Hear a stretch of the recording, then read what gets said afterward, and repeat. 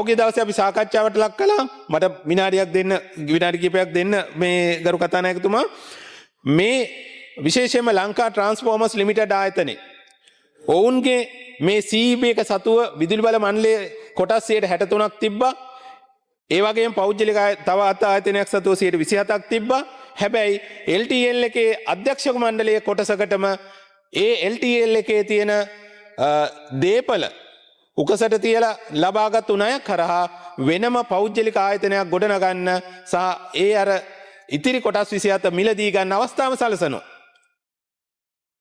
ඊට පස්සේ ඒ සමාගමත් මැදිහත් වෙලා තවත් සමාගම් ගොඩනගමින් අර CEB එක සතුව තිබිච්ච 63 ප්‍රමාණය අඩු කරගන්නවා. අඩු කරගෙන ඊට පස්සේ කියනවා අපි විගණනයට එන්නේ නැහැ. විගණන කාර්යපතිවරයාට මේක නිරීක්ෂණය කරන්න අයිතියක් නැහැ. එහෙම කොහොමද කියන්නේ? රාජ්‍ය දේපල, මහජනතාවගේ ධනය.